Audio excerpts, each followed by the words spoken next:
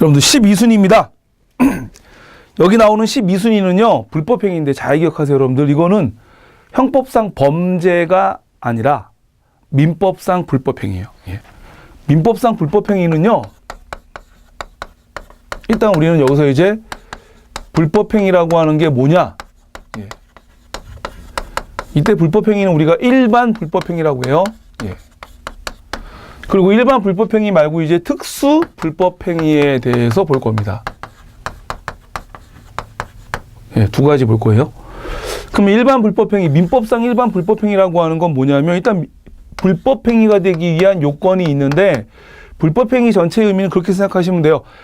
다른 사람에 대해서 피해를 끼치는 거예요. 피해.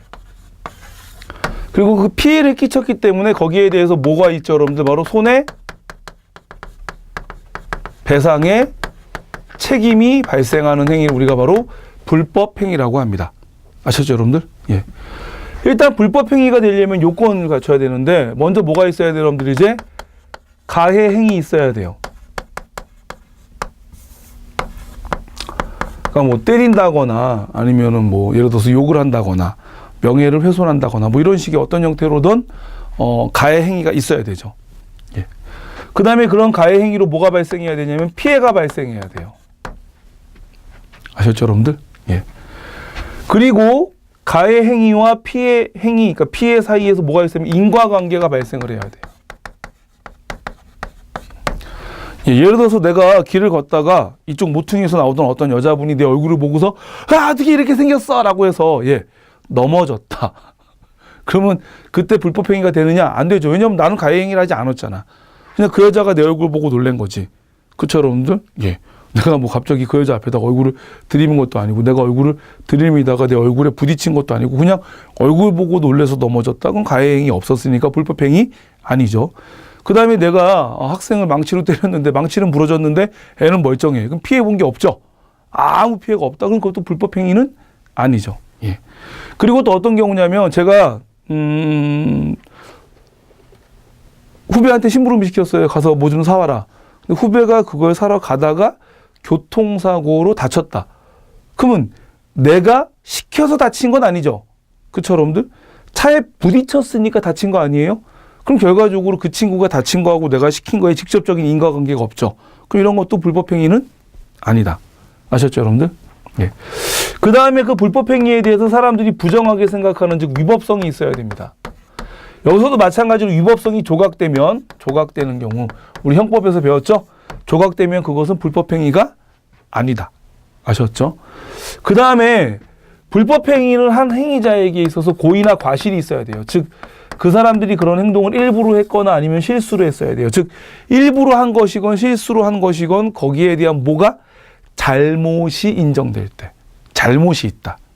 그렇죠, 여러분들? 하여튼 그 사람의 잘못으로 어떤 가해행위가 발생하고 그래서 내가 피해를 봤을 때 그때 그게 바로 불법행위가 되고 제가 그 사람한테 손해배상을 청구할 수 있는 겁니다. 그러면 이런 것들은 다 누가 입증해야 되냐면 다 피해자가 입증해야 돼요. 아셨죠? 예. 전치 3주다, 4주다, 피해. 이거 누가 입증합니까? 피해자가 입증해야 되죠. 아, 때린 사람이 아유, 상처가 심하시네요. 피해가 한 5주 정도 되는 것 같은데 아, 말이 안 되죠. 그렇죠? 피해자가 직접 병원에 진단서를 떼다가 제출해야 되죠. 예, 마찬가지로 다. 그래서 일반 불법행위에는 뭐가 적용된다? 과실 책임의 원칙이 적용된다. 예. 그 다음에 가해자가 뭐가 있어야 되냐면 책임성이 있어야 돼요. 일반적으로 책임성이라고 하는 것은 가해자가 아, 이걸 내가 했을 때 손해배상 책임이 발생할 수 있구나라고 하는 것을 인지하는 거죠. 그러니까 이게 내가 뭔가 잘못된 행위이기 때문에 저 사람한테 이런 행동으로 피해를 끼치면 내가 저 사람한테 손해배상을 해줘야 되는구나 라고 하는 걸 인지할 정도의 나이. 예, 그래서 이걸 우리가 예전에는 이게 자꾸 나이가 줄어요. 예, 왜냐하면 애들이 자꾸 똑똑해지니까. 그래서 요즘에는 이 정해져 있는 나이는 없어요. 이거는 확실히 기억해 두세요. 책임성은 정해져 있는 나이는 없는데 보통 만 12세를 전후로. 그러니까 만 12세니까 아마 초등학교 6학년까지는 만 12세죠. 그럼 6학년까지는 책임성이 없는 걸로 보고 중학교 1학년이 되면 그때부터 책임성이 있는 걸로 봐요. 아셨죠, 여러분들? 그럼 잘 기억하세요. 만 12세가 만 12세까지의 어떠한 그 미성년자의 행위들은 미성년자의 행위들은 본인의 불법 행위라고 하더라도 본인이 손해배상 책임을 지지 않아요. 아셨죠, 여러분들? 그거 잘 기억해 두세요. 그래서 이런 것들이 바로 이제 불법 행위가 성립되기 위한 요건이다라고 봐두시면 되죠. 그러면 손해배상 책임은 어떻게 하느냐? 기본적으로 금전보상이 원칙이겠죠, 여러분들. 금전보상이 원칙인데 피해자가 다른 방식의 손해배상을 요구하면은 그때는 뭐 한다, 여러분들? 다른 방식으로 손해배상을 할 수도 있다. 꼭 기억해 두시고요. 그런데 피해 부분에 있어서 피해자도 잘못한 게 있어요. 예를 들어서 줄에 묶여 있는 개를 괴롭히거나 또는 그 줄을 풀어서 개를 괴롭히다가 개한테 물렸다라든지, 아니면 멀쩡히 잘 있는 차 아니면 자전거를 갖고 논다고 막 밑에서 껄렁거리다가 자전거에 깔렸다라든지, 뭐 이런 식으로 피해자가 잘못한 부분이 있으면 손해배상을 하더라도 피해자의 잘못은 따로 계산해서 손해배상을 청구해야 되죠. 이거 이제 우리가 바로 과실상계라 그래요. 뭐라 그런다고요? 즉 가해자가 피해자한테 손해배상하는 부분에 있어서 피해자가 잘못이 있다라면 피해자의 과실 부분을 계산하고 제하고 나머지만 손해배상할 때 과실상계라고 합니다. 잘 기억해 두세요. 그래서 여러분들이 이제 보면은 범죄하고 불법행위랑 좀 헷갈리는데 잘 보세요 한번 여러분들. 폭행.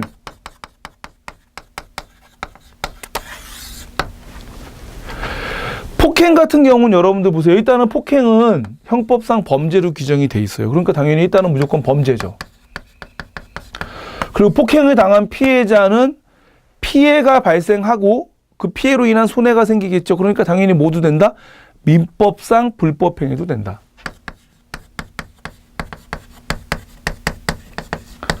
즉 폭행은 범죄도 되고 불법행위도 돼요. 하지만 여러분들 보세요. 파혼. 이번 주 토요일 날 결혼하기로 하고 집도 알아보고 폐물까지도 알아봤는데 갑자기 어느 한쪽이 난 이 결혼 못해! 라고 해서 파혼을 선언했어요. 파혼은 범죄예요? 범죄 아니에요? 범죄? 아니에요. 왜? 형법상 범죄라고 규정이 안 돼 있으니까. 즉 구성요건에 해당성이 없으니까. 대신 파혼도 누군가한테 피해는 줄 수 있죠. 그럼 피해를 줬다라면 그로 인해 손해가 발생했다라면 파혼도 뭐는 된다? 불법행위는 된다. 그래서 폭행과 파혼 여기에 대해서 꼭 요 사례를 가지고 어떤 게 범죄이면서 불법행위인지 또 어떤 것들은 범죄는 되지만 불법행위는 안 되는지 꼭 잘 기억해 두세요. 아셨죠, 여러분들? 그 누가 그러잖아요. 친구들이. 야, 너는 새끼야. 생긴 게 범죄야. 그거는 범죄도 아니고 불법행위도 아니에요. 그렇죠? 여러분들이 그렇게 생겨서 그렇게 생긴 게 형법상 범죄로 규정이 되어 있지도 않고 그 다음에 여러분들이 그렇게 생겨서 그게 누구 다른 사람한테 피해를 주지도 않잖아요. 그렇죠? 그렇게 생겨서 피해를 보는 건 우리잖아. 그렇죠? 그러니까 그거는 불법행위도 아니고 범죄도 아니다. 저는 잘 모르는 얘기죠. 그 다음에 특수불법행위요. 특수불법행위는 잘 기억하세요. 가해한 사람이나 가해 행위를 한 사람이나 존재가 있는데 그런 책임이 다른 사람에게 전가되는 거예요. 즉 손해배상 책임이 타인에게 전가되거나 아니면 타인에게 책임이 그렇죠? 전가되거나 경감되면 그게 바로 특수불법행위예요. 그럼 특수불법행위에 뭐가 있느냐? 첫 번째,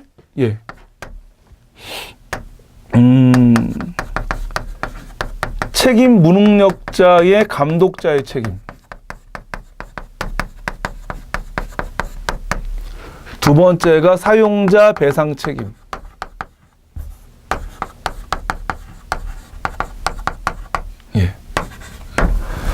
그 다음에 세 번째가 공작물의 점유자 또는 소유자 배상 책임. 그리고 네 번째가 동물의 점유자 배상 책임. 다섯 번째가 공동의 불법행위. 그래서 이렇게 다섯 가지가 나오죠. 자, 보세요. 여러분들 책임 무능력자인 경우에 여기서 설명을 드렸지만 책임성이 12세 전후를 통해서 존재한다 그랬죠. 그럼 보세요. 한번 예를 들어서 갑이 가해자예요. 갑이 가해자. 근데 갑의 나이가 11살이다. 그럼 11살인데 얘가 뭐 예전에 그런 경우 있었어요. 여러분들 아파트 옥상에서 누가 돌 던져가지고 지나가던 사람이 다친 적, 그 캣맘이라 그러나요? 그래서 이렇게 고양이 밥 주던 사람이 다쳐가지고 그때 뭐 그게 뭐 고양이 혐오증 뭐 사건이다 뭐 이런 말 많았었는데 알고 봤더니 초등학교 3학년 애들이 옥상에서 장난으로 벽돌을 던져가지고 사람이 한번 죽은 적이 있었죠. 그때 이제 걔네들이 11살, 10살 정도 되는데 얘네들이 이제 뭐 을한테 불법행위를 둬서 피해를 줬다. 그러면은 얘는 지금 현재 책임성이 있어요, 없어요? 여러분들 책임성이 없잖아요. 왜? 만 12세 전후로 책임성이 있다 그랬으니까. 그럼 이런 경우 을은 누구한테 손해배상을 청구하냐면 갑의 부모인 병에게 손해배상을 청구해요. 병에게.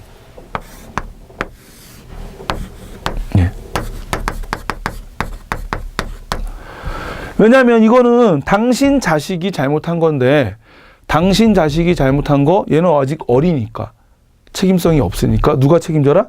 당신이 대신 책임져라. 됐죠? 그러면 을은 갑의 부모인 병에게 손해배상을 청구하려면 일단은 갑이 나한테 불법행위했다는 것 자체에 대한 입증은 해야 돼요? 안 해야 돼요? 일단 이 부분에 대한 입증은 해야 돼요. 즉 당신 자녀가 이러이러해서 나한테 이렇게 피해를 줬으니 거기에 대해서 당신이 손해배상해. 그러면 지금 현재 잘못한 건 갑인데 그 책임이 누구한테 전가된 거죠? 병에게 전가된 거죠. 이런 경우 우리가 바로 책임 무능력자의 감독자의 책임이라 그래요. 그러니까 즉 잘못한 사람은 갑이지만 그 책임이 부모인 병에게 전가됐기 때문에 특수 불법행위라고 합니다. 근데 이제 여기서 여러분들이 좀 헷갈리는 게 하나 있어요. 만약에 그 책임 무능력자가 아닌데 미성년자다. 그렇죠, 여러분들? 그러니까 만 15세 정도 돼서 책임성은 있는데 미성년자다. 그럼 똑같이 이제 한번 볼게요. 갑이 만 15세인데 얘가 길거리 지나다니는 사람한테 돌을 던져서 을이 그걸로 인해 심하게 다쳤다. 그럼 기본적으로 을은 누구한테 손해배상을 청구하냐면 갑한테 손해배상 청구해야 돼요. 그쵸? 그러면서 당연히 갑이 자기한테 잘못했다는 거에 대해서 뭐 해야 돼요? 입증을 해야 되죠? 즉 을이 갑의 불법행위를 입증한 다음에 그리고 갑에게 손해배상을 청구하는 겁니다. 아셨죠, 여러분들? 그런데 중요한 거는 잘 보세요 한번. 이때 갑이 돈이 없어요. 만 15세가 무슨 돈이 있겠어요? 그러면 얘한테 손해배상 청구하면 손해배상을 못 받으니까 얘네 부모인 병에게 다시 손해배상을 청구하는 거죠. 그러면 이거는 갑의 책임이 병한테 전가되는 특수 불법행위냐? 잘 기억하세요, 여러분들. 이거는 특수 불법행위가 아닙니다.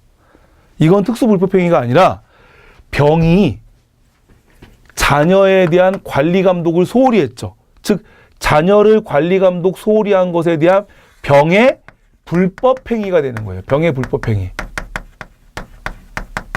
그래서 이것은 결과적으로 을이 관리 감독을 소홀히 한 병의 불법행위에 대해 손해배상을 청구하는 것이기 때문에 책임 능력자인 미성년자의 감독자에게 손해배상을 청구하는 건 특수 불법행위가 아니라 잘 기억하세요. 뭐라고요? 일반 불법행위에 대한 손해배상 청구입니다. 이거 되게 아주 중요한 거예요, 여러분들. 아셨죠? 그래서 책임 무능력자의 감독자에게 손해배상을 청구하는 거는 책임 무능력자의 책임이 감독자에게 전가된 거니까 특수 불법행위고, 책임 능력자인데 미성년자인 경우에 감독자에게 손해배상을 청구하는 것은 갑의 책임이 병에게 전가된 것이 아니라 병이 갑을 잘못 키운 것에 대한 행위에 대해서 책임을 지는 거다. 이렇게 이해하셔야 돼요. 아셨죠? 이 두 가지 개념들을 상당히 많이 착각을 하는데 일단은 머릿속으로 좀 정리해 주세요. 책임 무능력자인 미성년자의 감독자가 책임을 지는 것은 책임이 전가된 특수 불법행위고, 아셨죠, 여러분들? 그리고 책임 능력자인 미성년자의 감독자가 책임을 지는 것은 자신이 자녀를 잘못 키운 것 자체에 대해서 불법 행위로서 책임을 지는 거다. 그러니까 책임이 전가되는 게 아니라 잘못 키운 책임에 대해서 손해배상을 청구하는 거예요. 아셨죠? 예. 헷갈려요? 꼭 기억해 두세요. 그 다음에 여기서 이제 좀 눈여겨봐야 되는 게, 그런데 이 경우에 병이 자녀의 관리 감독을 소홀히 하지 않았음을 입증한다라면, 뭐라고요? 자녀의 관리 감독을 소홀히 하지 않았음을 입증하면 그때는 손해배상 책임에서 면제됩니다. 어떤 경우냐? 예를 들어서 어린이집에 보냈는데 어린이집에 가서 애가 친구랑 놀다가 사고를 쳤다. 그때는 내가 소홀히 해서 사고가 난 게 아니라 어린이집에서 그러니까 어린이집에서 관리 감독을 소홀히 해서 사고가 난 거잖아요. 그러니까 그때는 감독자가 책임이 없고 어린이집이 책임을 지는 거죠. 예, 이런 것처럼 책임 무능력자의 감독자가 관리 감독 소홀하지 않았음을 입증하면, 예, 그때는 특수불법 행위에 대한 책임을 지지 않아도 된다. 그 다음에 사용자 배상 책임, 예, 좀 사례를 들어야 되니까 지울게요. 사용자 배상 책임 같은 경우에 이제, 예, 사장님, 예, 갑이 있고요. 그 다음에, 예, 뭐라 그럴까요? 우리가 피자 배달하는 친구, 예, 피자 배달하는 친구, 을이 있다. 근데 을이 피자 배달하다가 병을 치웠어요. 그럼 병은 그 손해에 대해서 누구한테? 을한테 손해배상 청구할 수 있죠. 근데 을이 사장님이 업무 지시한 것, 즉 업무를 수행하다가 사고가 난 거니까 이때 병은 사장과 그다음에 배달부 을과 사장 갑 모두에게 손해배상을 청구할 수 있습니다. 이때 배달부 을에게 손해배상을 청구하는 것은 을이 잘못했으니까 일반 불법 행위에 대해서 손해배상을 청구하는 거고, 이 경우에 사장은 직접적으로 잘못한 게 없지만 배달부 을이 자기의 업무 지시를 받아서 업무를 수행하다가 사고가 난 거니까 그 책임의 일부가 전가돼서 병이 갑에게 손해배상 청구하는 것은 특수 불법 행위에 대한 손해배상 청구다. 이렇게 이해하시면 돼요. 아셨죠? 예. 예전에 이마트에서 시식 코너에서 일하시는 분들이 그 바나나 시식을 하게 한 다음에 껍질을 잘못 뿌려서 바닥에 버린 적이 있어요. 그래서 이제 고객이 지나가다 껍질을 밟고 심하게 뇌신탕을 일으킨 경우가 있었는데, 이때 이제 고객이 이마트를 상대로 손해배상 청구했었죠. 예. 왜냐하면 이 사람들이 당신네 회사에서 일하다가 업무에 수행하는 과정에서 잘못으로 내가 다친 거니까 너네도 책임이 있지 않냐. 그러니까 이제 이마트는 아니다. 우리는 직접적으로 바나나 껍질에 대한 업무 지시까지는 하지 않았다. 그러니까 이건 우리 책임이 아니다. 근데 법원에서 뭐라 그랬냐면 특수 불법 행위가 인정이 되어서 이마트도 손해의 일부를 책임져라 라고 판결이 나온 적이 있어요. 이제 그런 것도 바로 특수 불법 행위에 대한 손해배상 책임이죠.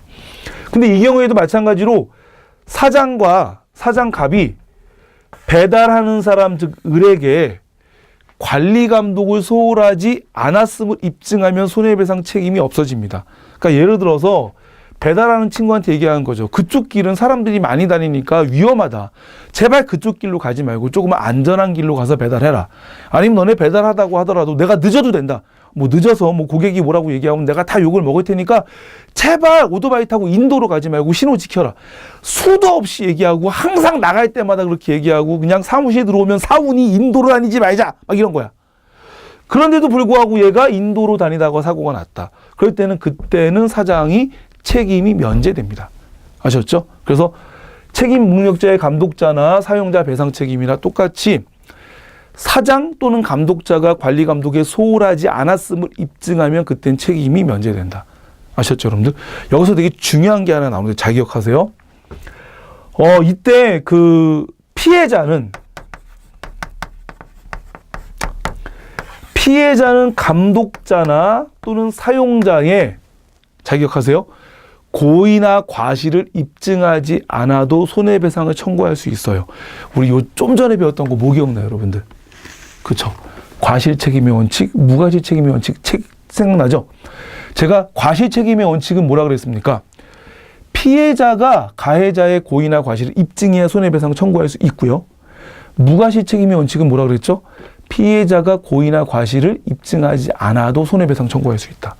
보면은 그래요.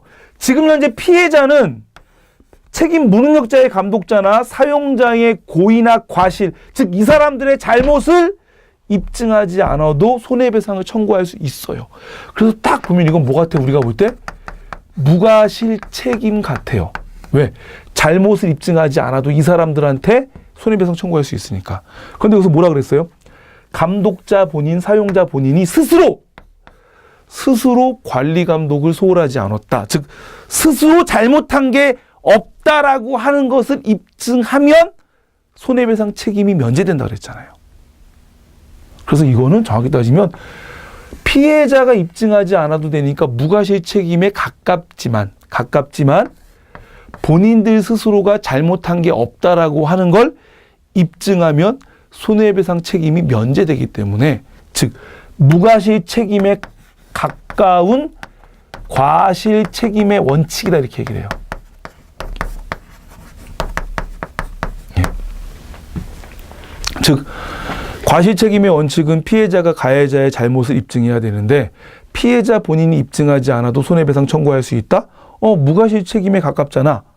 그런데 이 경우 손해배상 책임을 지는 감독자, 사용자가 스스로 잘못이 없다는 걸 입증하면 책임이 면제되기 때문에 결과적으로 무과실은 아니고 무과실에 가까운 과실 책임의 원칙이다라고요. 아셨죠, 여러분들? 예.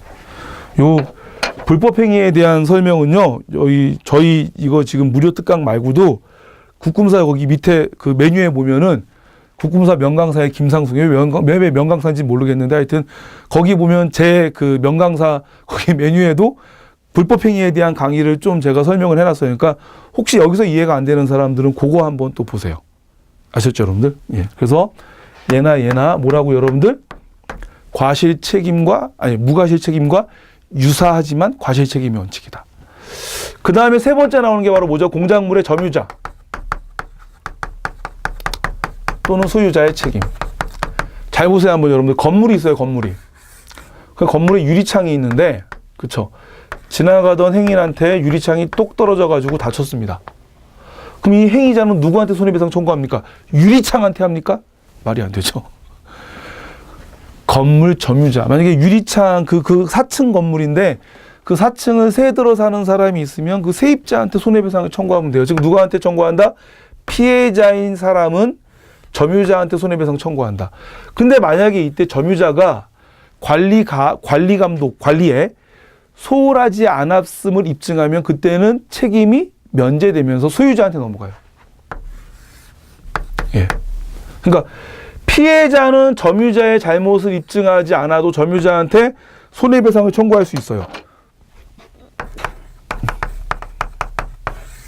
그러니까 이것도 마찬가지로 뭐 여러분들? 무과실 책임의 원칙에 가깝죠. 그런데 점유자 스스로가 나는 이거 되게 열심히 관리했고요. 그리고 이거 집주인한테 몇 번씩이나 바꿔야 된다라고 제가 얘기를 드렸어요. 그 녹취록도 있어요, 제가. 예, 내가 정호성하고 최준실은 아니지만 내가 주인한테 이거 창문 바꿔야 됩니다라고 몇 번씩 얘기하고 녹취까지 했어요. 그런데도 이 주인이 안 바꿔줬어요라고 해서 자기가 관리를 소홀하지 않았음을 입증하면 그때는 책임이 누구한테 가요? 소유자한테 가요. 그럼 이제 피해자는 누구한테? 소유자한테 다시 손해배상을 청구하면 되죠. 근데 이때 소유자가 나는 창문이 안 떨어지게 하려고 거기다가 뭘 달아놓고 고무줄로 묶어놓고 했는데 그래도 창문이 떨어졌다. 그러면 그때 소유자가 책임지지 않느냐? 그때도 소유자는 무조건 책임을 져야 돼요. 그러니까 점유자 같은 경우에 관리를 소홀하지 않았음을 입증하면 책임이 없어지지만 소유자 같은 경우에는 그렇죠. 관리를 소홀히 하지 않았음을 입증하던 말던 무조건 소유자의 책임입니다. 그래서 이 경우에는 굳이 피해자가 소유자의 잘못을 입증하지 않아도 되고 또 소유자 스스로도 잘못이 없음을 입증을 해도 손해배상 책임이 그대로 유지가 되기 때문에 이 경우는 무과실 책임의 원칙이 되는 거예요. 왜? 이런 경우 본인들이 잘못이 없다는 스스로 입증하면 무과실 책임, 즉 책임이 없어지기 때문에 과실 책임으로 되지만 이 사람은 본인 스스로 잘못이 없다라고 입증을 해도 책임을 져야 되니까 얘한테는 무과실 책임의 원칙이 적용된다. 아셨죠? 그 다음 네 번째.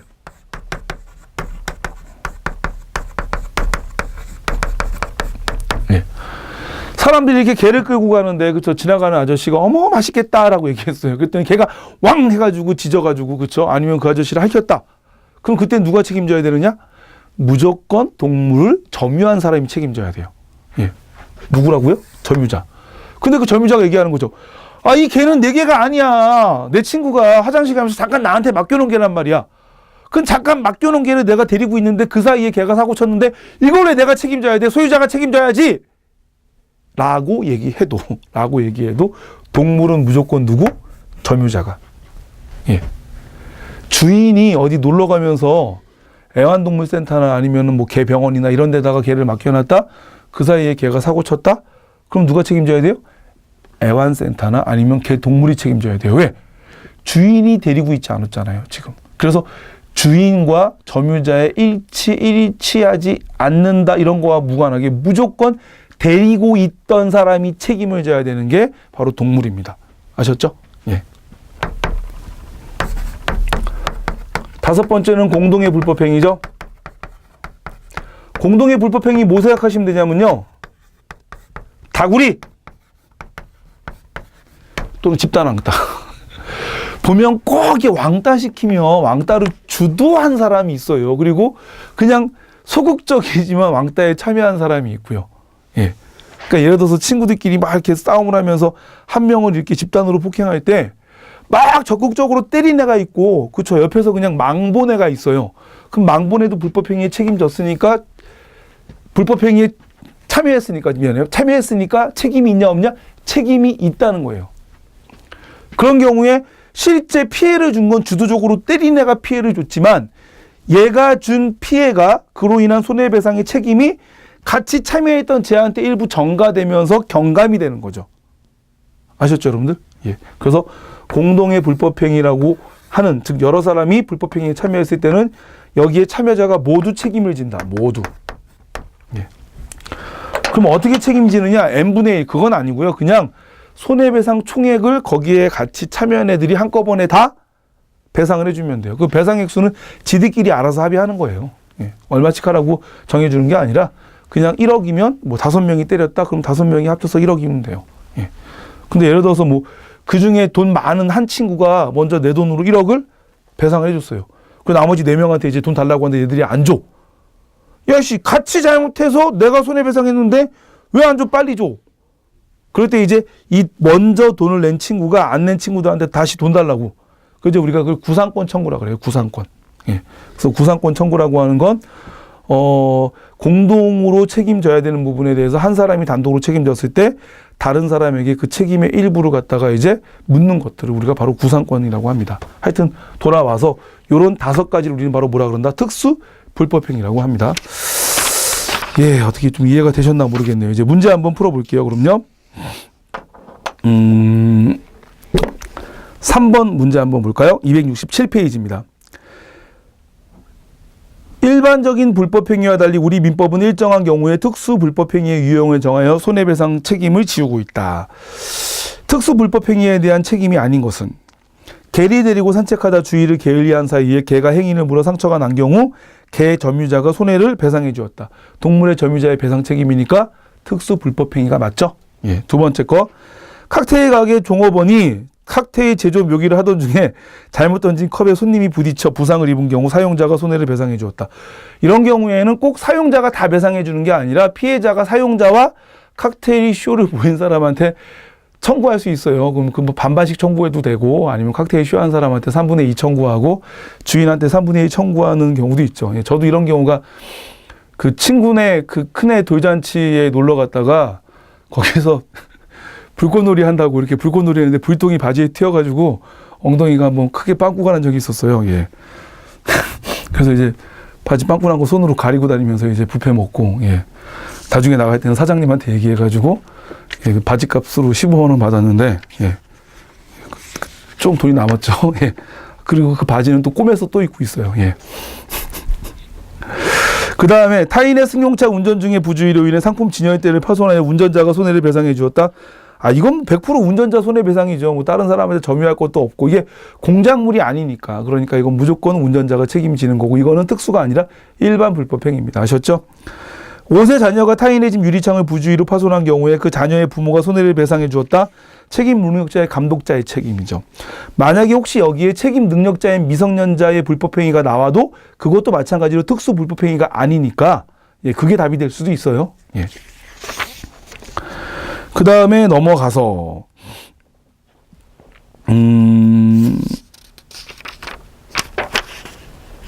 예, 서울시 9급 한번 볼까요? 5번이요. 문제가 좀 길어 보이는 게 어려워 보이죠. 일반적으로 가해자의 행위, 고의 또는 과실이 있고 손해가 발생했으며 행위와 손해 사이에 인과관계가 있는 위법한 행위에 대해서 책임 능력이 있는 자에 한하여 불법행위가 성립한다. 손해가 발생한 경우에 재산적, 정신적으로 배상을 해야 하지만 예외적으로 다른 사람이 저지른 행위에 대해서도 책임을 져야 되는 경우가 있다. 다른 사람이 저지른 행위에 대해서 책임지는 거, 이거 우리가 바로 뭐라 그러죠? 특수 불법행위라고 합니다. 예. 첫 번째 볼게요. 기억. 형법에서는 원칙적으로 고의가 있는 경우엔 처벌을 하고 과실법은 예외적으로 규정이 있는 경우에만 처벌을 한다. 그렇죠, 여러분들? 예. 기본적으로 형법에서는요, 고의를 범죄로 보고 과실인 경우에는 범죄로 보지 않는데 우리가 과실치상 또는 과실치사라고 해서 예외적으로 과실에 대해서도 범죄로 인정하는 경우가 있죠. 예. 민법상 책임 능력은 의사 능력의 책임 측면에서 설명하는 개념으로서 일반적으로 의사 능력보다 약간 높은 정신적 능력으로 판단하고 있다. 그렇죠. 꼭 의사 능력과 일치하는 건 아니지만 합리적 판단 능력을 넘어서 이거 내가 잘못했을 때, 이 행동을 해서 내가 쟤한테 피해를 줬을 때 거기에 대한 손해는 내가 책임져야 돼 라고 하는 거니까 합리적 판단 능력에서보다도 약간 더 높은 의사 능력이라고 볼 수 있겠죠. 예. 뭐 이런 것들은 이제 법에 나와 있는 개념들은 아니고 일반적으로 법학자가 이런 식으로 이제 구분을 하거나 정리를 하는 거죠. 그 다음에 디귿. 민법에서는 재산은 손해뿐만 아니라 정신적 손해가 있는 경우에도 손해배상의 책임이 있으며 금전배상을 원칙으로 한다. 우리가 정신적 손해에 대한 손해배상을 봐도 위자료라고 합니다. 알았죠? 위자료. 그러면 기억, 니은, 디귿이 답이겠죠. 특수 불법행위의 유형으로 공동의 불법행위, 고용관계의 경우 사용자의 책임, 미성년자의 감독자 책임 등이 해당한다. 미성년자의 감독자의 책임이 아니라 책임 무능력자의 감독자의 책임이죠. 물론 미성년자라고 하는 건 되게 포괄적이라 미성년자라도 책임 능력자라면, 그렇죠? 만 12세 이상, 그러니까 만 12세를 지난 만 13세 이상의 책임 능력자라면 그때는 특수 불법행위가 아니라 일반 불법행위죠. 예, 따라서 미성년자의 감독자의 책임이 아니라 뭘 바꿔야 돼요? 책임 무능력자의 감독자의 책임으로 바꿔야 정확한 답이 되는 거죠. 그래서 틀린 건 리을. 답은 기억, 니은, 디귿 2번입니다. 예, 여기까지 수고하셨습니다, 여러분들. 네. 13순위. 예, 13순입니다. 행정구제제도죠.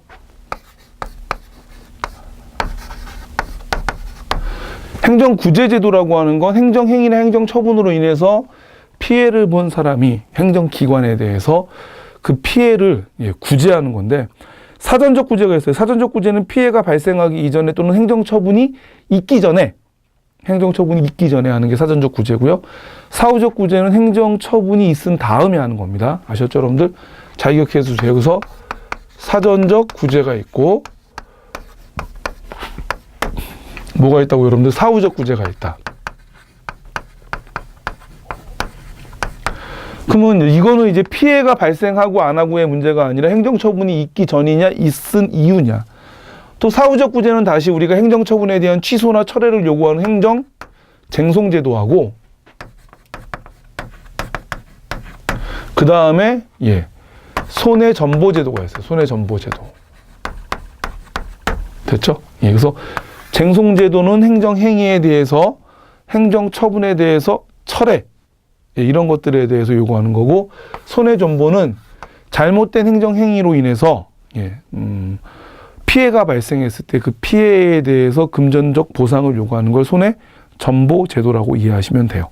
예. 그럼 사전적 구제에는 첫 번째 뭐가 있냐? 청문이 있어요, 여러분들. 청문은 조금 이렇게 그 법에서 규정한 엄격한 방식에 따라 진행이 돼요. 뭐라고, 여러분들? 엄격한 방식. 그리고 서면이나 구술에 의해서 진행합니다.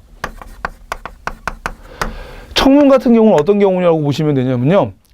예를 들어서 예전에 제 친구가 호프집을 하다가 2002년 월드컵 한 달 전인데 참 그런 멍청하지 하필 또 그때 걸려가지고 호프집을 하다가 고등학생을 받아서 고등학생한테 술을 팔았어요.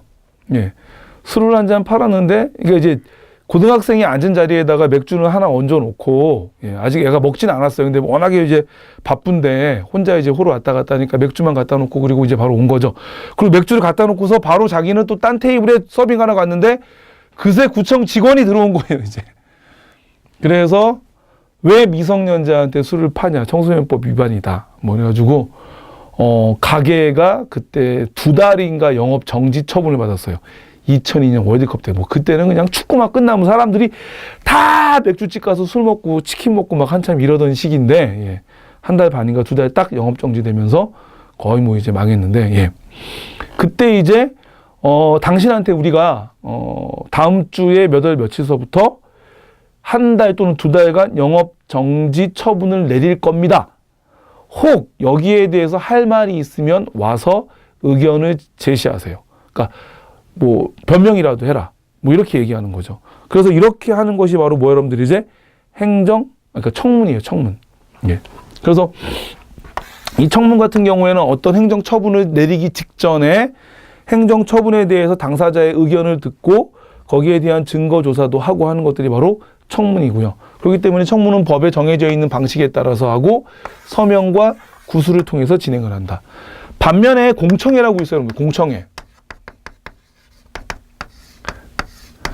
공청회라고 하는 건 어떤 행정 행위를 하기 전에 관계인들이나 전문가들 뭐 이런 사람들을 쭉 모아다가 회의 방식으로 해서, 그러니까 토론 방식으로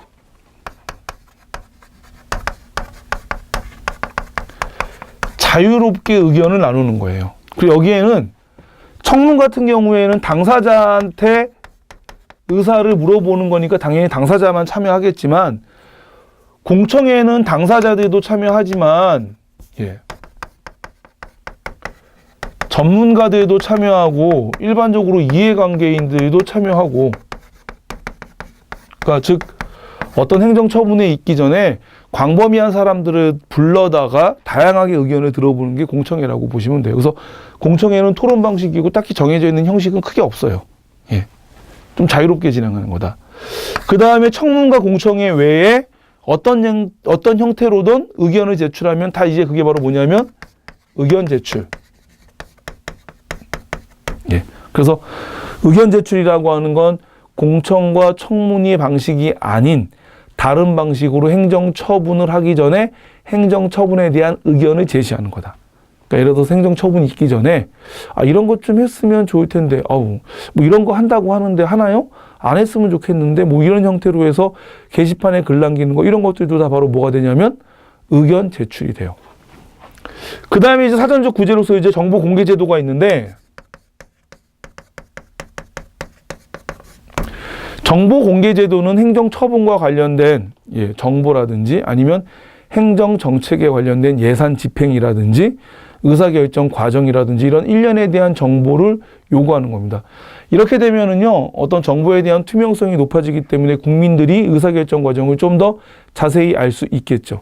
대신 정보 공개가 너무 이렇게 많이 이루어질 경우에 시민들의 참여가 활발해지는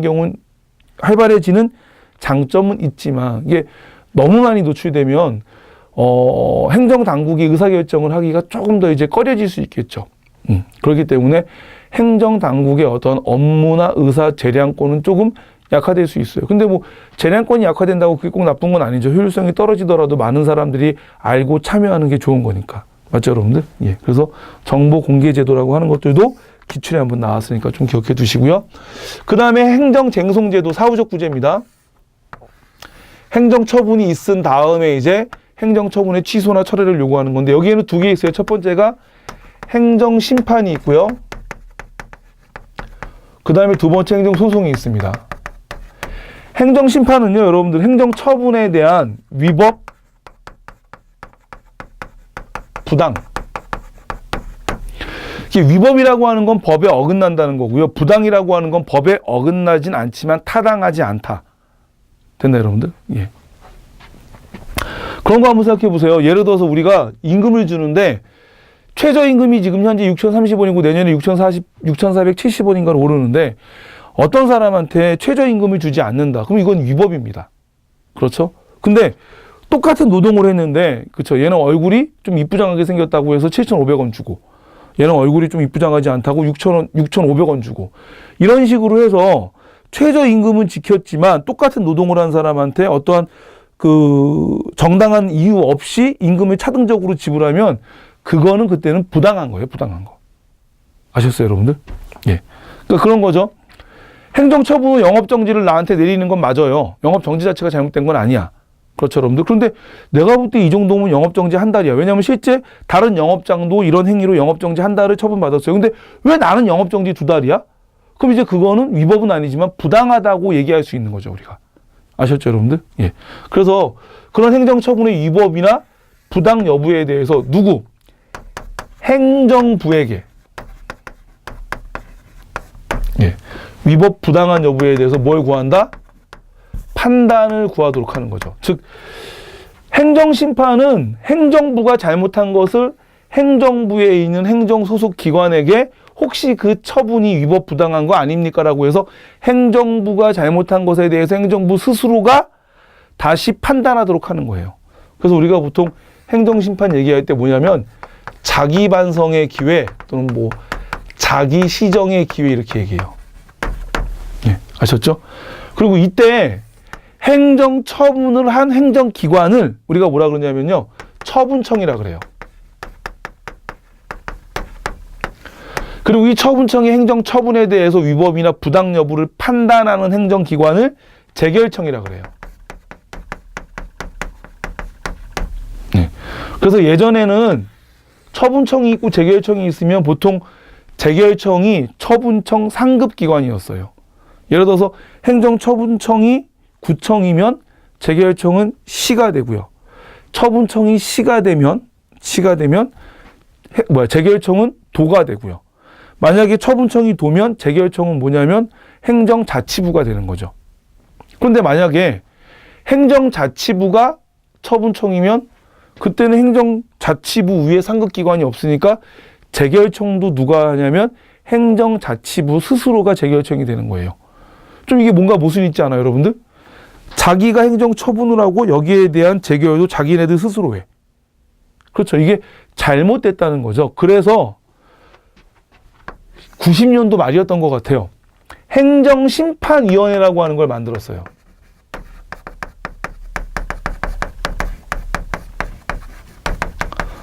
그래서 행정심판위원회는요. 처분청과 재결청이 동일해지는 모순을 해결하기 위해서 행정심판만 전문적으로 담당하는 기관으로 새로 만든 거죠. 그래서 지금은 모든 재결을 행정심판에 대한 재결을 누가 한다? 행정심판위원회가 담당을 합니다. 그렇기 때문에 결과적으로 처분청과 재결청이 일치하는 문제가 발생할 순 없다. 아셨죠, 여러분들? 예. 잘 기억해 두세요. 그럼 행정심판의 종류에는 뭐가 있느냐? 첫 번째 취소심판이 있어요. 취소심판은 행정처분에 대해서 취소해달라고 요구하는 거고요. 그 다음에 무효확인 심판은 취소라고 하는 의사표시를 통해서 무효화시키는 게 아니라 이거 처음서부터 잘못됐다는 것을 확인해달라고 부탁하는 거예요. 그 다음에 세 번째는 뭐죠, 여러분들? 이제 의무이행심판이죠.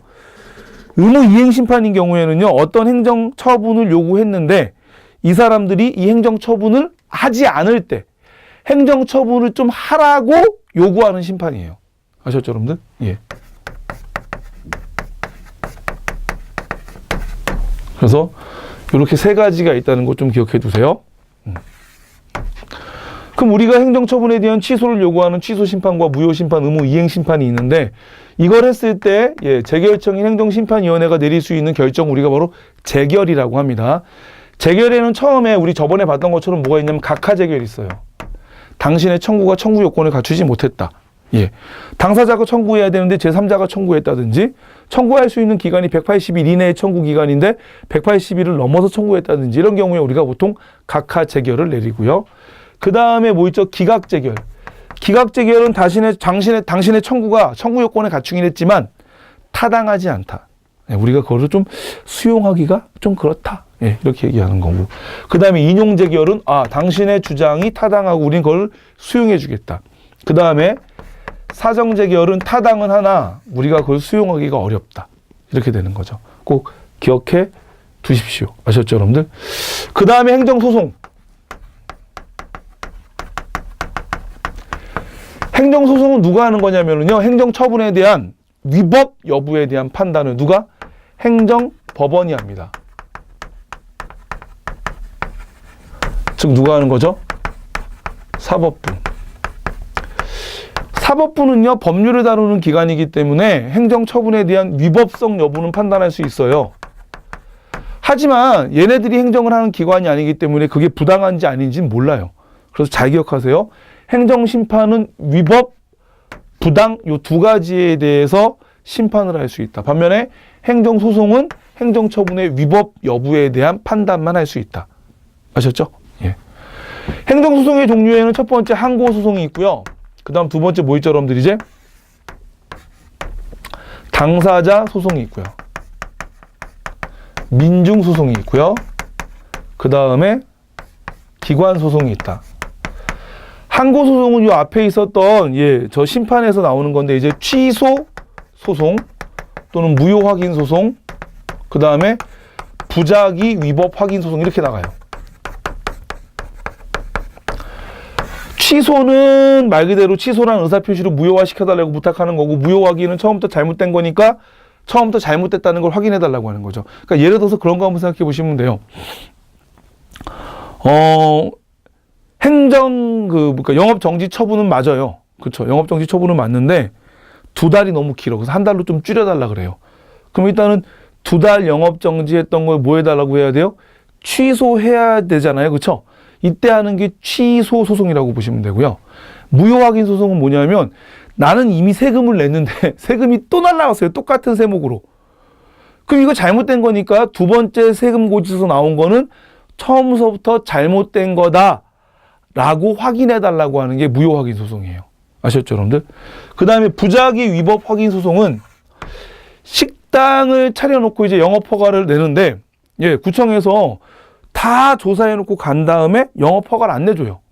그럼 지금 같은 경우는 행정처분이 문제가 되는 게 아니라 행정처분을 해야 되는데 행정처분을 하지 않는 게 문제죠. 그럴 때 이제 행정처분을 하지 않는 것이 잘못된 거 아닙니까? 즉 행정처분을 해달라고 하는 소송이 부작위 위법 확인 소송이다라고 보시면 돼요. 아셨죠, 여러분들? 예.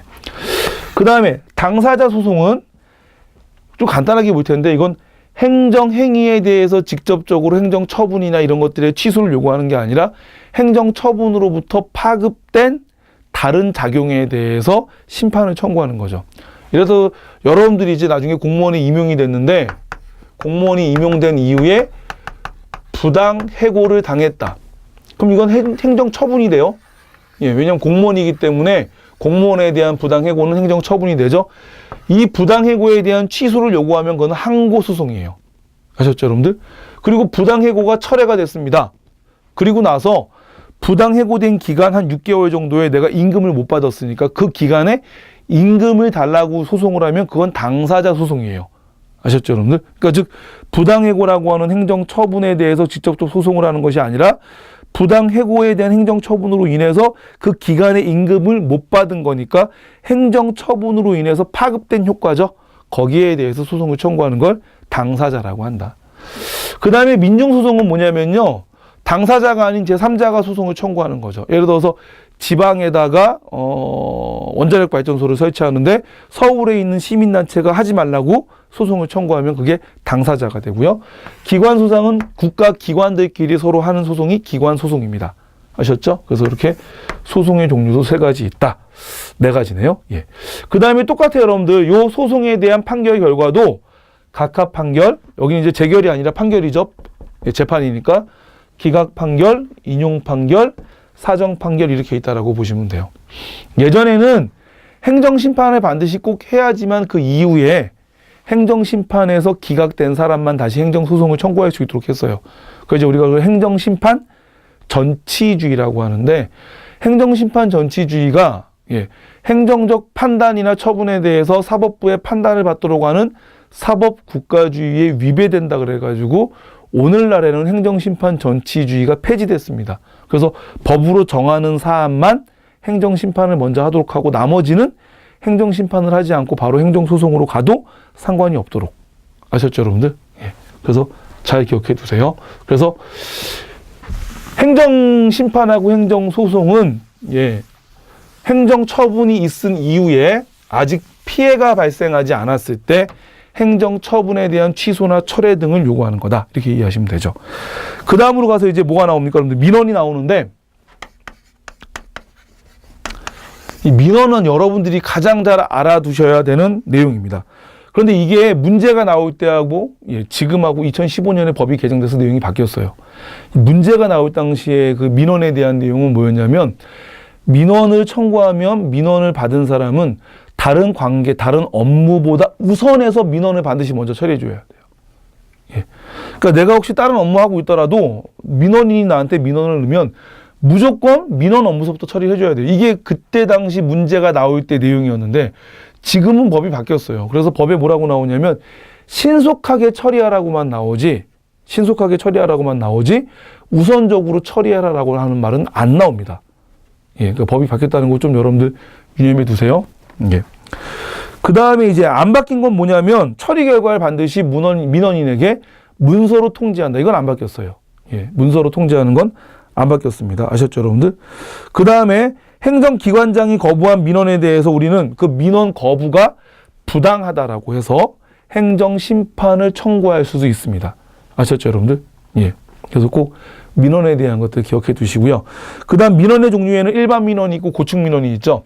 일반 민원 같은 경우에는 뭐냐면, 우리가 이제 그 동사무소 가서 뭐 서류 같은 걸 떼는 거죠. 뭐 주민등록 등본을 떼거나 가족관계 등록본을 떼거나 이런 것들을 우리가 바로 일반 민원이라고 하고요. 고충 민원은 뭐냐면 행정기관의 위법 부당한 행위에 대해서 행정기관에다가 불만을 제기하는 거예요. 그래서 여러분들 뭐 범칙금을 뭐 이렇게 교통범칙금을 처분을 내렸는데 그거 너무 비싼 거 아니냐. 그래가지고 이제 뭐 신문고나 이런 데다가 글을 올리거나 하면 그게 바로 뭐가 되냐면 고충 민원이 됩니다. 아셨죠, 여러분들? 그래서 일반 민원은 서류 등의 접수를 요구하는 거고, 그 다음에 고충 민원은 행정처분에 대한 불만을 제기하는 거다. 아셨죠, 여러분들? 그러니까 이게 불만을 제기하는 거지 꼭 행정심판이나 행정소송처럼 어떤 법에 정한 절차에 따라서 그것에 대한 취소나 철회를 직접적으로 요구하는 건 아니에요. 그냥 불만을 제기하는 걸 고충 민원이라고 해요. 아셨죠? 그 다음 나오는 게 이제 손해전보제도 있죠?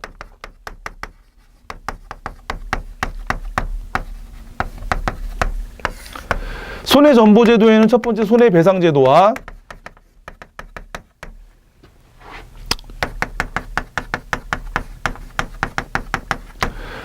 손실보상이 있는데 손해배상 같은 경우에는 두 가지입니다. 첫 번째 뭐냐면 공무원의 위법한 행위로 피해를 봤을 때.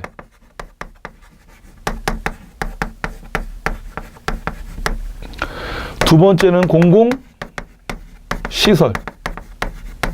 또는 영조물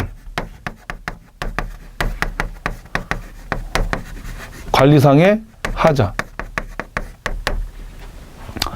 즉 공무원이 위법이나 법에 어긋나는 행위를 해가지고 피해를 줬을 때 그때 우리가 거기에 대해서 손해에 대한 전보, 즉 손해보상을 요구하는 거 우리가 손해배상제도라고 합니다. 좀 광범위하게 해석을 한다 그러는데 우리가 이때 꼭 공무원이 아니라 공무를 위임받은 사람이 잘못해도 우리가 거기에 대해서 손해배상을 할 수 있고요. 그 다음에 꼭 공무원이 직무행위가 아니고 직무 플러스 직무 관련 행위. 그러니까 예를 들어서 여러분 보세요. 한번 공무원이 저녁에 회식하고 길 가다가 누구랑 어깨 부딪혀서 그 사람을 두들겨 팼다. 그런 건 손해배상이 아니에요. 왜냐하면 직무와 아무 관련이 없는 거니까. 그렇죠, 여러분들? 근데 공무원이 예를 들어서 민원인들의 뭐 신상을 어디다가 공개해가지고 그로 인해서 피해가 발생했다. 뭐 이런 경우에는 공무원의 위법한 행위이기 때문에 그렇죠. 또는 직무와 관련된 행위이기 때문에 손해배상을 청구할 수 있는 겁니다. 아셨죠, 여러분들? 그래서 공무원의 위법 행위에 대해서 손해배상을 하는 건데 이때 꼭 공무원이 아니더라도 공무를 위임받은 사람이라면 공무원으로 본다. 그 다음에 꼭 직무가 아니더라도 직무와 관련된 행위라면은 직무행위로 보고 손해배상을 청구할 수 있도록 한다. 됐죠, 여러분들? 예. 이때 그러면 피해자는 국가가 공무원을 관리 감독할 때 소홀한 것에 대해서 손해배상을, 그러니까 관리 감독의 소홀을 입증해야 되느냐? 굳이 국가가 공무원을 선출하고 관리 감독하는데 소홀했음을 입증할 필요가 없어요. 즉, 국가 공공기관의 잘못을 입증하지 않고 공무원의 위법 행위만으로도 국가기관에게 손해배상을 청구할 수 있습니다. 그래서 이런 경우에 우리가 무과실책임의 원칙이 적용된다 그래요. 예. 그러니까 잘못한 건 공무원인데 국가가 손해배상을 하는 거죠. 그럼 국가는 잘못한 게 없는데도 불구하고 손해배상을 하는 거니까 결과적으로 국가 입장에서 보면 잘못한 게 없이 책임지는 거니까 무과실책임의 원칙이죠. 맞죠? 예. 그 다음에 대신 거기 보면 나올 텐데 여러분 보세요 한번. 예. 해당 공무원이 직무 집행 시 고의 또는 중대한 과실이 있을 경우. 그렇죠, 여러분들? 그러면 중대한 과실이 있다는 건 예를 들어서 좀 가벼운 잘못이면은 국가가 배상을 해주지만 이건 공무원이 되게 악의적으로 나쁜 생각을 가지고 아주 큰 실수를 한 거예요. 큰 잘못을 했다. 그때 정부는 국가에게 뭘 청구할 수 있다? 구상권을 청구할 수 있다. 즉 당신으로 인해서 발생한 채무이니 그 채무의 일부 변제를 요구하는 것을 바로 우리가 구상권이라고 합니다. 아셨죠, 여러분들? 예. 그래서 중대한 과실이 있을 경우에 정부 기관은 구상권을 청구할 수 있고 정부 입장에서 보면 잘못한 게 없는데도 불구하고 손해배상을 해야 되니까 무과실책임의 원칙이다. 그 다음에 공공시설물의 관리하자, 설치나 관리하자죠. 예를 들어서 이거는 설치된 시설물이 하자가 발생하거나 또는 시설물을 설치해야 되는데 설치를 하지 않았다. 설치하지 않아서 피해가 발생한다. 그러면 다 이게 바로 손해배상의 대상이 됩니다. 아셨죠, 여러분들? 그러니까 제가 예전에 그런 경우 있었어요. 제가 대학교 졸업반 때부터 지금까지 계속 몸무게가 이제 90대 초반인데 한 번 이제 보도블록 공사를 하고서 얼마 안 돼서 지나가는데 이 사람들이 밑에 보도블록을 하면서 이렇게 모래하고 자갈 같은 거를 밑에 깔아놓고 위에서 막 롤러로 좀 단단하게 다져야 되는데 좀 대충대충 한 거죠. 그래서 지나가다가 이렇게 다리가 보도블록에 쑥 빠졌어요. 그래서 허벅지까지 다리가 들어갔는데 옆에 지나가던 여학생들이 막 웃으면서 저 아저씨 살이 쪄가지고 땅도 꺼진다고. 땅이 꺼진 게 아닌데, 그쵸? 그 사람들이 공사를 소홀히 한 건데. 그런 경우에, 제가 이제 만약에 심하게 다쳤다면, 다치지는 않았었는데, 다쳤다면, 그때, 행정기관에다 우리가 손해배상을 청구할 수 있습니다. 그런 것들도 이제 바로, 손해배상이 되고요. 그 다음에 또 설치하지 않았다. 그럼 보면은, 커브가 되게 심한 길 있잖아요, 여러분들. 이런 경우에는 반사경 같은 게 있으면 좀 좋겠죠. 근데 반사경이 없어서 사고를 좀 방지하지 못했다. 또는 반사경이 없어서 사고가 났다. 뭐 아니면 가드레일이 없어서 사고가 좀 커졌다. 이런 경우에 국가에게 우리가 또 손해배상을 요구할 수 있습니다. 아셨죠, 여러분들? 이런 것들도 다 손해배상이라고 하고요. 마찬가지예요. 그러면 우리가 정부가 관리 설치상 잘못했다는 걸 내가 입증해야 되느냐. 즉 정부가 이런 잘못을 해서 손해가 발생했다는 걸 입증해야 되느냐. 아니에요. 그냥 하자가 있었고 그 하자로 인해서 피해봤다는 것만 입증하면 손해배상을 받을 수 있어요. 그러니까 즉 정부는 제대로 관리를 해도 하자가 발생할 수 있는 거 아니에요. 설치물이 오래되다 보면 그런 경우에는 정부가 손해배상을 해줘야 되기 때문에 즉 정부가 잘못하지 않고서도 손해배상을 해야 되는 경우가 발생할 수 있다. 아셨죠, 여러분들? 그래서 이것도 똑같이 바로 뭐라고요? 무과실책임의 원칙이 적용된다. 그 다음에 손실보상 같은 경우에는 정부의 위법한 행위나 불법적 행위가 아니라 적법한 행위로 인해서 피해가 발생했을 때. 그래서 이런 경우에는 가장 많은 게 바로 뭐냐면 도로 확장을 하는 거예요. 도로 확장을 하다 보면 어쩔 수 없이 그 도로 주변에 있는 토지나 이런 것들이 이제 어떻게 되죠? 도로에 포함이 되죠. 그럼 이건 도로를 넓히는 거니까 정부의 불법적인 행위가 아니죠. 근데 이런 행위를 통해서라도 누군가 손해를 보겠죠. 그러니까 거기에 대해서 당연히 우리는 뭘 해줘야 돼요? 손실 보상을 해줘야 되죠. 아니면 뭐 정부가 뭐 농공단지라든지 아니면 공업단지라든지 뭐 이런 것들을 만드는 과정에서 특정 개인의 토지를 이용하거나 그쵸 그런다면은 그 토지 소유자한테 일부 손해를 배상, 그러니까 손해배상이라고 하지 않을게요. 일부 피해를 금전적으로 보전해 주는 게 원칙이죠. 그걸 바로 우리가 손실보상이라고 합니다. 아셨죠? 이것도 마찬가지로 이제 우리가 손해배상은 무조건 금전배상이 원칙이고요. 손실보상 같은 경우에는 금전배상이 원칙이긴 하나 당사자의 요구가 있을 경우에는 다른 방식의 손해배상을 해도 된다. 뭐라고요? 금전배상, 손해배상은 무조건 금전이고 손실배상은 금전배상이 원칙이지만 다른 방식으로 보상을 요구할 경우에 다른 방식으로 할 수도 있다. 아셨죠, 여러분들? 예. 그래서 행정상 손해배상하고 손실보상이 있다는 거.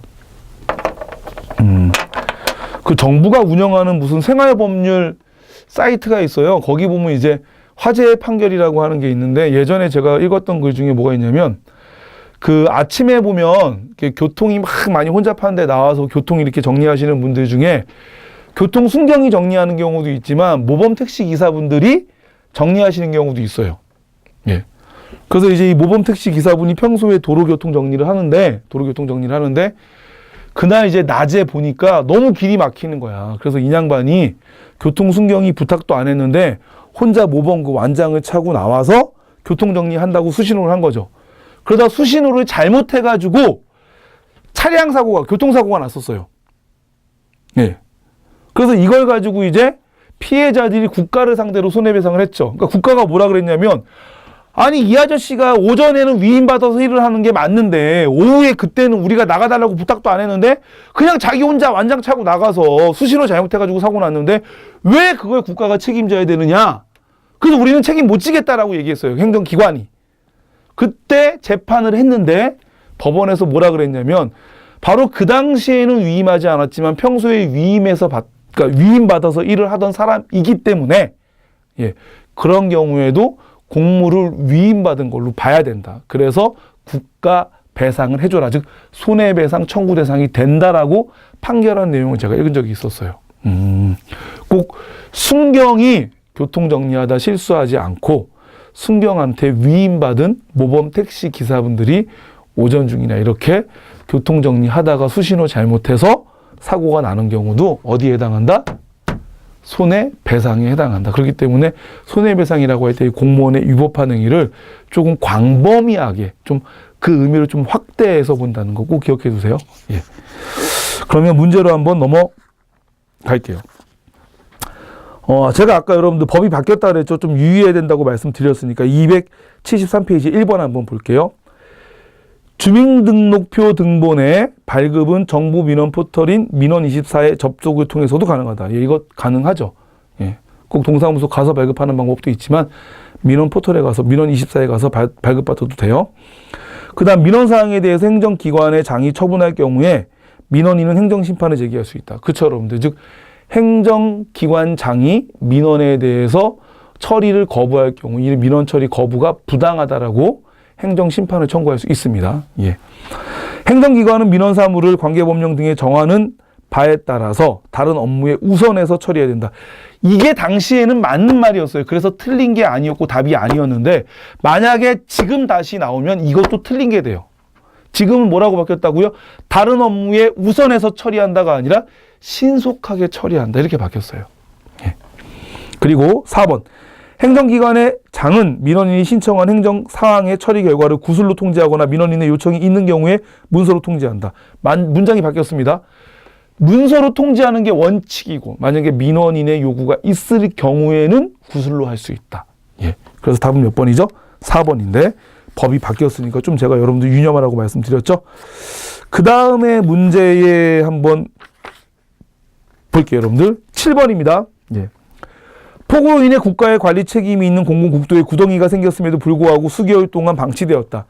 어느 날 운전 중이던 갑이 그 구덩이에 자동차 바퀴가 빠지는 사고로 크게 다쳤다. 이에 관계 당국은 도로를 새로 건설해야 된다고 판단해서 공공국도에 인접한 의뢰 토지를 수용했다.